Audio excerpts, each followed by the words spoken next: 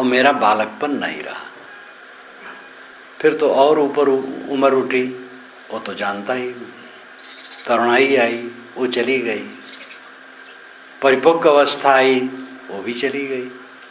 अब तो जो मिलते हैं उनकी शिकायत ये है कि आप तो दुबले हो गए हैं। अभी हमारे सज्जन नया पारा से आए, दोनों प्राणी बैठे हैं यहाँ, कैसा आप दुबले हो गए? हम कहे तो ये शरीर बुढ़ाएगा तो ये और मोटाना चाहते हो क्या?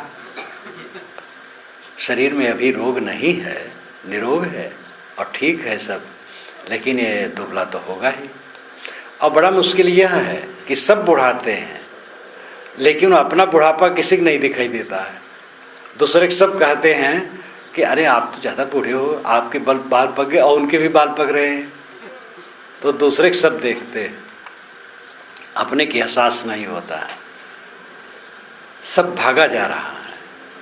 लेकिन मैं से मैं कभी अलग नहीं हुआ। बालकपन के जो खेलने की घटना है वो याद है, मैं हूँ। तरुणाई की, जवानी की, परिपक्व अवस्था की जो घटनाएं हैं याद हैं, और मुझे याद है, लेकिन वो चीज़ें नहीं हैं। कई वर्षों के बाद जब पीछे कुछ वर्ष हुए, भानुमती ने कार्यक्रम इनके गांव वालों ने सब ने करवाया, जब गया तो वहाँ की गलियाँ मुझे बदली हुई दिखाई दी। पहले जब जाता था बड़ा अंतर दिखाई दिया। जहाँ मैं 20 वर्ष के बाद जाता हूँ वहाँ तो देखता हूँ कि घोर परिवर्तन हो गया।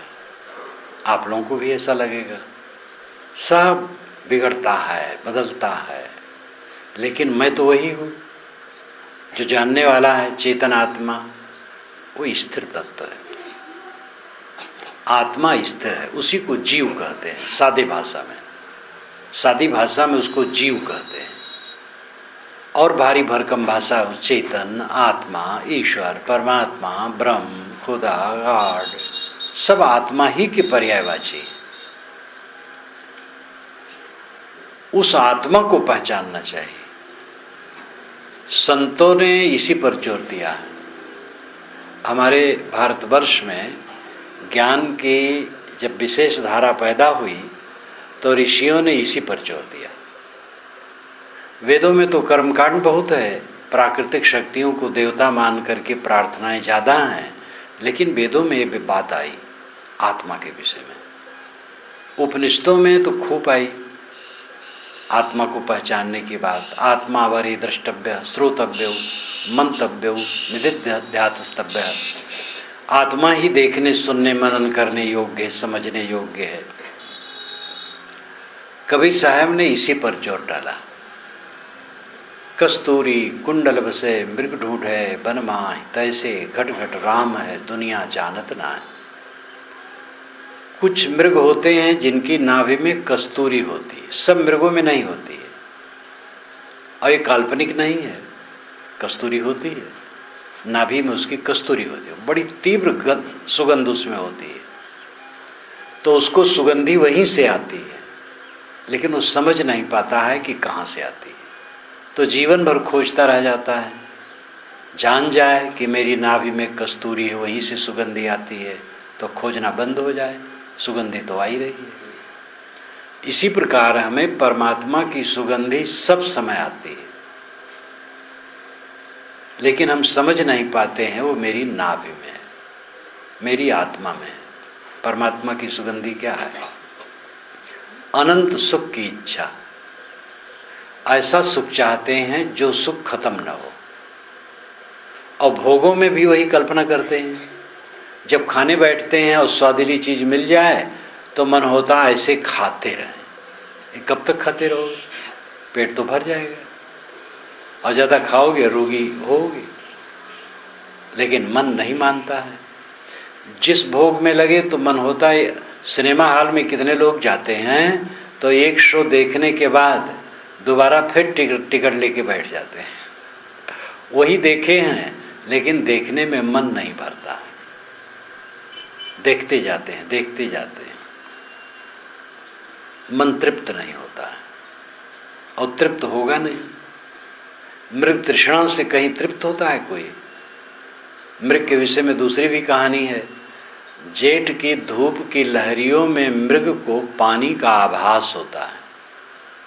जेठ की धूप की लहरियाँ चलती हैं दोपहर में, तो मालूम होता पानी बह रहा है। हम लोगों को भी, मनुष्य को भी लगता है पानी बह रहा है, और मृग तो और भ्रम में पड़ जाता है और दौड़ता है पीने के लिए। वो कहाँ पानी मिले? संसार के भोगों की दशा यही है, मृग तृष्णा की तरह है, कहीं तृप्ति नहीं है संसार में, और अपने को समझ नहीं पाता है।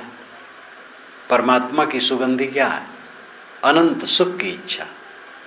हमारा सुख अनंत हो, दुनिया भर का भोग हमारे लिए ही मिले, सब हमारे गुलाम रहे, पूरा संसार हमारे अधीन रहे। लेकिन ये होने वाला नहीं है। अपने को अधीन कर ले अपने, बस सब गुलाम हो गया।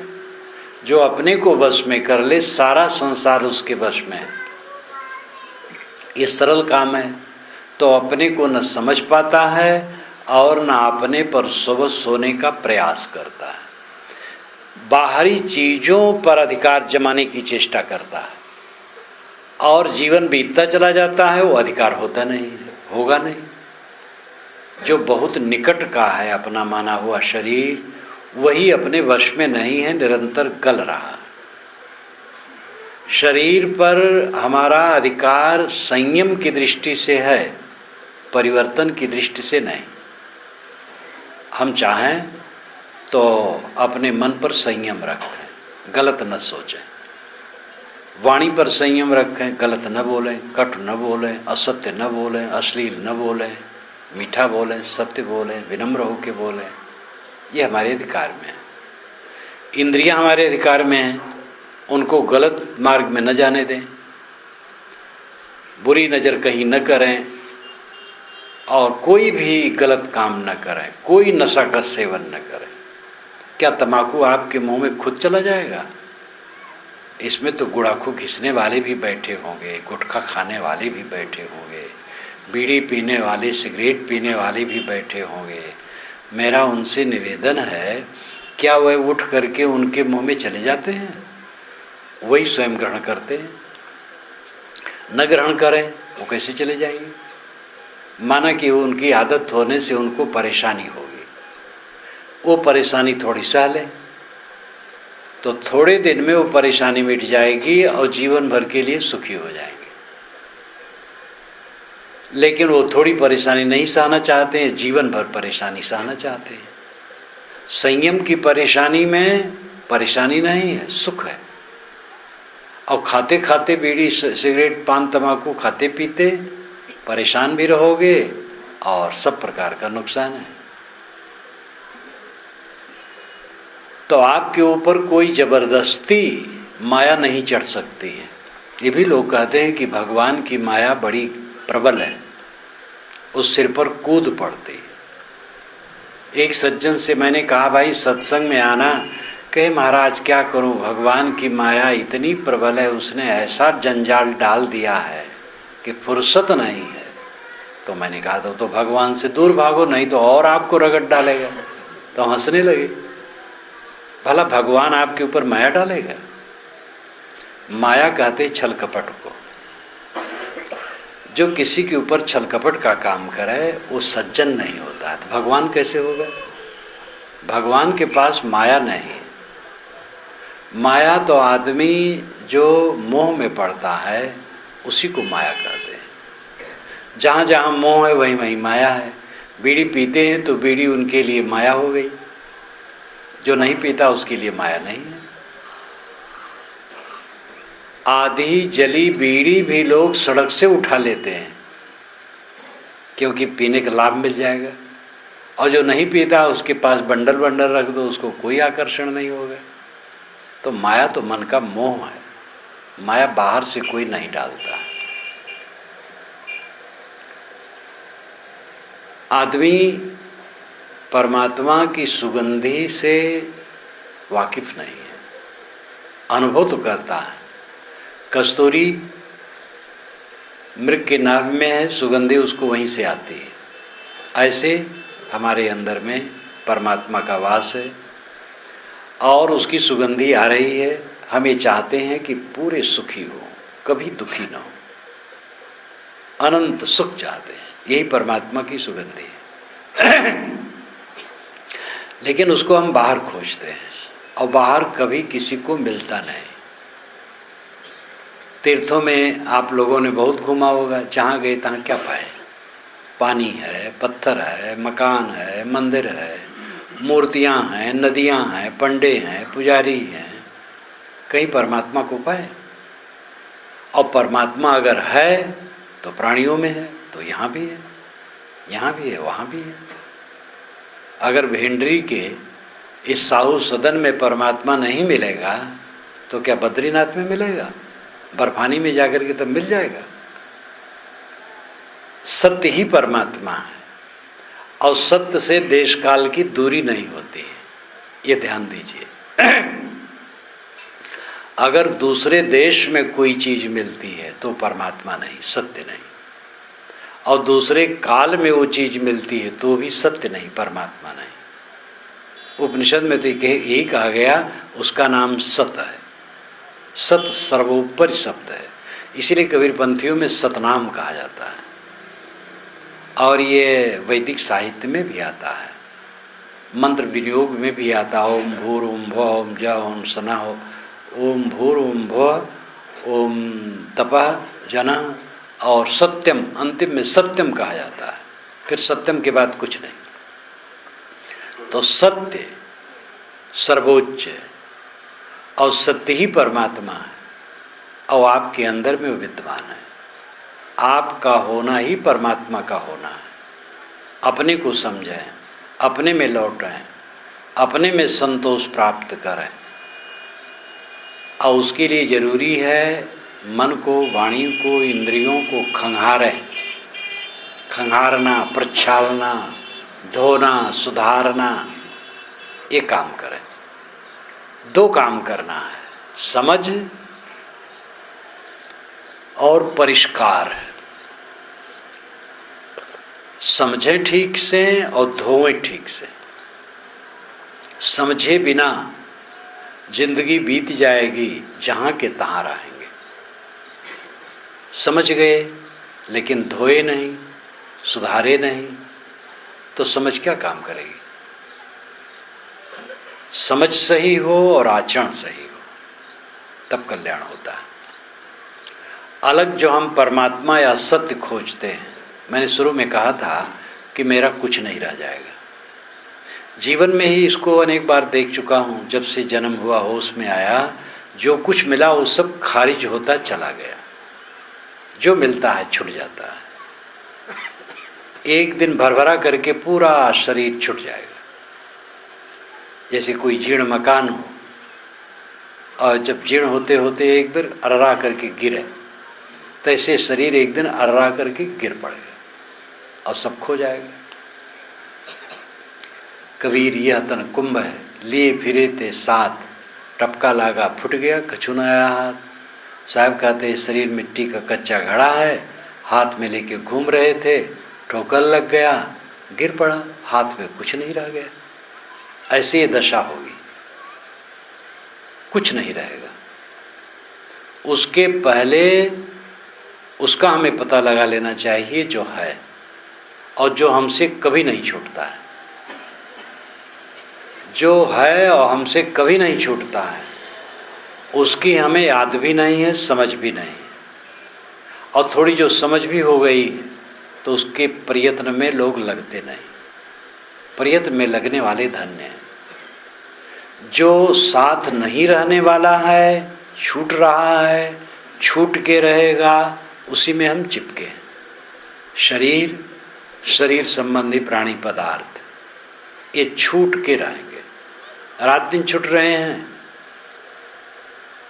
जिन माता पिता से जन्म लिए वे चले गए, जिन मित्रों के साथ खेले उनमें भी कई नहीं रह गए। जो हैं वे भी मिल नहीं सकते, पता नहीं कहाँ कहाँ। जवानी में जितने लोगों का संपर्क हुआ उनमें से भी बहुत लोग नहीं रह गए। अधेड़ अवस्था में जिनसे संपर्क हुआ उनमें भी कई नहीं रह गए। देखते देखते इस बाजार से सब उठते चले जाते हैं, फिर भी हमारे आंखों पर पट्टी बंधी रहती है, ध्यान नहीं देते हैं। छूटने वाली चीज़ों में हम चिपके हैं, और जो नहीं छूटने वाली चीज़ है उसके लिए बेखौफ। नहीं छूटने वाला क्या है? आपका राम, आपका आत्मा, आपका परमात्मा, आपका होना, आपका अस्तित्व। आपसे आप कभी अलग नहीं हो सकते। इतने लोग अपने घर को छोड़ छोड़ के यहाँ आए हैं, क्या अपने को घर में रख के आए हैं? भले आप अपनी जेब से पैसा रहा हो तो उसको निकाल के पेटी में रख दियो, अतिरिक्त कपड़े रहे हों तो उसको रख दियो, लेकिन अपने को घर में रख करके आने की कोई गुंजाइश नहीं। हम यहाँ से कहीं अलग चले जाएं, बम्बई चले जाएं, कलकत्ता चले जाएं, चीन चले जाएं, रूस चले जाएं, तो भी अपने को रख करके नहीं जा सकते, साथ ही लेके जाना होगा। अपने से अपना अलग होता ही नहीं है कोई। जो मैं तत्व है, आत्म तत्व है, वो अपने से कभी अलग नहीं होता। जागृत अवस्था भर हम कहते रहते ये काम करूँगा, ये काम नहीं करूँगा, ये देखूँगा, ऐसा होगा, वैसा होगा। सपने में जाते हैं तो सपने में भी मैं रहता हूँ, गाढ़ी नींद में जाता हूँ तो गाढ़ी नींद में भी मैं रहता हूँ, और जाग के कहता हूँ मैं सुख से सोया। सब अवस्था में जो स्थिर तत्व है वो मैं तत्व है, आत्म तत्व है। मैं कौन हूँ एक छोटी सी पुस्तक है, और इसमें बैठे हुए लोग तो कई लोग उसको पढ़े होंगे, जो नहीं पढ़े हों पढ़ें। छोटी सी पुस्तक है, मैं कौन हूँ। जीवन बीत गया, मैं को नहीं जाना, सबको जाना, मैं को नहीं जाना। सबको पाने की चेष्टा की, मैं को पाने की चेष्टा नहीं की। जीवन कितना धोखा है। दिया तले अंधेरा, अपने ही का खौफ नहीं। एक कवि ने बड़ा सुंदर कहा है, रूह और जिस्म का रिश्ता भी अजीब है, जिंदगी भर साथ रहे लेकिन तौरुफ न हुआ। जिस्म और रूह, जिस्म शरीर, रूह आत्मा। आत्मा और देह का संबंध अद्भुत है, जिंदगी भर दोनों साथ रहे लेकिन परिचय नहीं हुआ। तौरुफ, पहचान, परिचय। जिंदगी बीत गई, अपने आप की पहचान नहीं हुई। दुनिया भर को पहचाने, दादा दादी, नाना नानी, काका मामा मामी, न मालूम क्या क्या पहचाने, अपने को नहीं पहचाने। ये कितना बड़ा धोखा है। इसीलिए सब कुछ पाते हुए भी हम दुखी रहते हैं, क्योंकि जितना प्राप्त होता है वो छूटने वाला होता है। छूटने वाली वस्तुओं में सदैव भय लगा रहता है और दुख बना रहता है। जो स्थिर तत्व है उसका ज्ञान ही नहीं है। आपन पो आप ही बिसरो, जैसे स्वान कांच मंदिर में भरमित भूस मरो। एक कुत्ता कांच मंदिर में गया, चारों तरफ अपना प्रतिबिंब देखा तो समझाए दूसरे कुत्ते हैं, भूखने लगा, भूख भूख के मर गया। वैसे हम बाहर परछाई अपनी मान्यताओं में भूख भूख के मरते हैं। अपने आपनपो को, अपने सत्व को, अपने महत्व को, अपने तत्व को हम खुद भूल गए हैं। मैं तन हूँ, मैं नहीं तन हूँ ज्ञान कहाई, कहें राम सुन लक्ष्मण भाई, मैं नहीं तन हूँ ज्ञान कहाई। राम लक्ष्मण भाई से कहते हैं, अरे भाई लक्ष्मण, मैं तन नहीं हूँ, शरीर नहीं हूँ, मैं आत्मा हूँ। ये ज्ञान कहलाता है। अपने आप को पहचानो, अपने आप में लौट आना, अपने आप में तृप्त होना जीवन का परम फल है। आत्म ज्ञान, आत्म संयम और आत्म संतोष, ये तीन काम करना चाहिए। पहले तो आत्मज्ञान होना चाहिए। ये समझें कि जो मैं कहने वाला है वो देह नहीं है। देह मिट्टी का पिंड है और उसमें आत्मा, चेतन, रूह, जीव, सोल, अनेक शब्दों में जिसे कहते हैं वो विद्यमान है। आत्मा मैं हूँ, मैं देह नहीं हूँ। देह नश्वर है, आत्मा अविनाशी है। देह पर है, आत्मा स्व है। स्व और पर ये अध्ययन के दो विषय हैं। स्व नाम खुद, पर नाम दूसरा। दूसरा जड़ जगत है और स्व आत्मा है। अपने को आत्मा समझो, देह नहीं। चेतन, अविनाशी, निर्विकार, निर्मल। आत्मा का स्वभाव निर्मल है। आप आत्मा हैं, देह नहीं। काम विकार आता है, आप में नहीं है। अगर आपके स्वरूप में काम विकार हो तो हर समय रहे, क्योंकि जो जिसका स्वरूप होता उससे कभी अलग नहीं होता है। लेकिन काम विकार आया और चला गया, इसलिए काम विकार आपके स्वरूप में नहीं है, वो बादल की तरह है, आया गया। क्रोध आया, क्रोध आया, जब क्रोध आता है तो पूरा नरक हो जाता है। वही क्रोध जीवन भर कैसे रह सकता है? और शांति में आदमी जीवन भर सुख से रह सकता है। आपका स्वरूप क्रोध होता तो क्रोध आपके लिए दुखदायी न होता, ये भी ध्यान दो। जो अपना स्वरूप होता है वो विपरीत नहीं होता। जो वस्तु का गुण होता है, गुण उस वस्तु का विरोधी नहीं होता है। आग को आग कहीं जलाती है, आग तो आग रूपे है। आत्मा निर्मल है, उसमें मल नहीं है, मल बाहर से आता है। इस तत्व को समझो और मल को हटाओ। ये मत समझो आप काम रूप हो। जब काम वासना उठती है, चाहे स्त्री को चाहे पुरुष को, तो समझता है कि अब इसके बिना चलेगा नहीं। पुरुष है तो स्त्री की खोज में, और स्त्री है तो पुरुष की खोज में पड़ जाते हैं। लेकिन अभी 10 मिनट के पहले उनके मन में विकार नहीं था, तो कोई ज़रूरत नहीं थी, तृप्त थे, संतुष्ट थे। अब खलबली मच गई। ये खलबली अज्ञान से है। अगर इससे आप बचना चाहो तो इस खलबली को हटा दो दिमाग से, बस सुखी। काम एक झकझोर, क्रोध एक झकझोर आपके चित्त में आया और गया। लोभ, कभी कभी लोभ हो गया किसी की वस्तु देख करके, तो मन होता है कि ये वस्तु हमें दे दे। लेकिन वही जब चित्त से उतर गया तो कोई बात नहीं। कभी कभी आपके मन में होता है, कहीं सुन लिए या मान लिए कि अमुक ने आपको खराब कहा है, तो आपके मन में क्रोध आ गया। अब हुआ मिलेगा तो उसको मैं अच्छी तरह से लताड़ूंगा। लेकिन नहीं मिला एक दिन, तो मन में होता अरे क्या कहूँगा, कहा होगा। मन में परिवर्तन आ गया। जब कभी मिलेगा तो विचार करके बात करूँगा, भाई क्यों आपने कहा था। कई दिन बीत गए, वो मिला भी, तो सोचते अरे कहा होगा, फिर कहेगा तब कहूँगा, अब नहीं कहूँगा। मन बदल गया। और उसी समय बेग में जाते कहते तो झगड़ा हो जाता। तो क्या है? एक मन का गर्दा गुब्बार। जितने विकार मन में आते हैं वो आपका स्वरूप नहीं, वो बादल की तरह है। इस चीज़ को समझें, और ये समझ करके ये समझें कि इन विकारों से अपने को हम अलग रख सकते हैं। अगर क्रोध आए तो उस समय न बोले तो बड़ा ही तो, अब क्रोध में अंडबंड निकल जाएगा तो पीछे पछताना पड़ेगा। इसलिए किसी से अगर क्रोध में उल्टा पलटा निकल गया है तो आप अमर्ष न करें। जिसके मन वाणी से क्रोध में वचन निकलता है, अधिकतम लोग वो स्वयं गलान में डूब जाते हैं कि मैंने गलत किया। तो आप उनको बुरा न माने, वो अपने आप सुधार लेंगे। हम दुखी हैं, आप दुखी हैं, क्योंकि हमारे पास मन है, आपके पास मन है, और सबके पास अनादिकाल के संस्कार हैं। इसलिए सब दुखियां हैं जीव।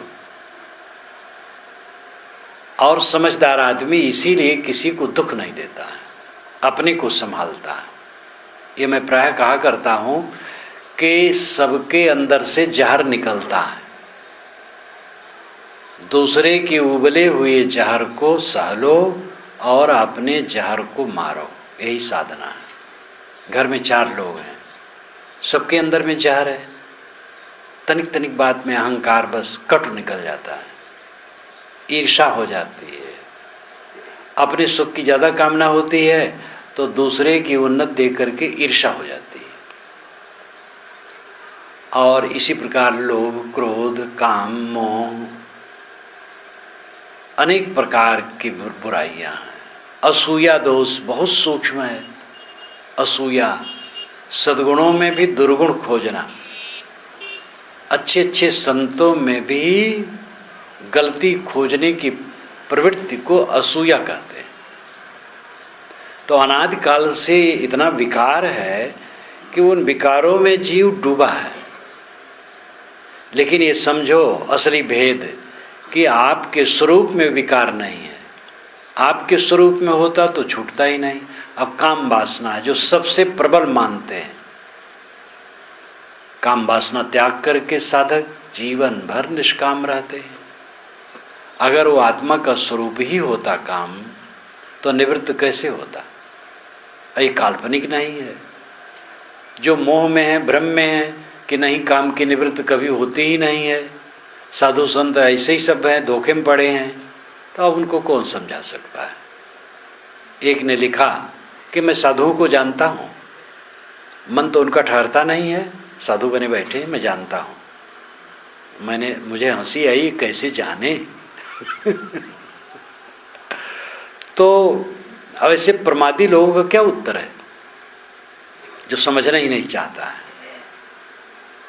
इस अनाद काल के जगत में अच्छे अच्छे संत हुए हैं और सचमुच अपने मन को जीत करके रहे। आज भी संत हैं, साधक हैं, कोई भी हो, गृहस्थी वेश में कोई हो, और ठान ले कस के काम वासना को जीत लेगा, पूरा जीत लेगा।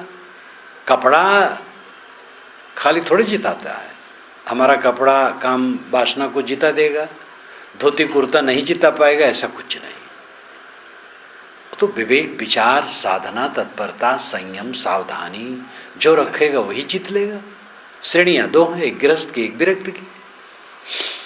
तो काम, क्रोध, लोभ, मोह, राग, द्वेष, ईर्षा, चिंता, उद्वेग, ये मानसिक विकार जिसमें मानव मात्र जल रहे, ये सारे विकार आपके स्वरूप में नहीं, आत्मा के स्वरूप में नहीं, ये ऊपर से आ जाते हैं। अपनी ही आदत है, बनाई हुई है। जैसे बीड़ी आप नहीं पीते थे तो बीड़ी से कोई मतलब नहीं था, अब बीड़ी पीने लगे, आदत हो गई, अब उसके बिना रह नहीं पाते हैं। ऐसे सब समझ लो, सबसे बड़ा काम मानते हैं। और मनोवैज्ञानिकों ने तो यहाँ तक कह डाला कि काम मौलिक प्रवृत्ति है।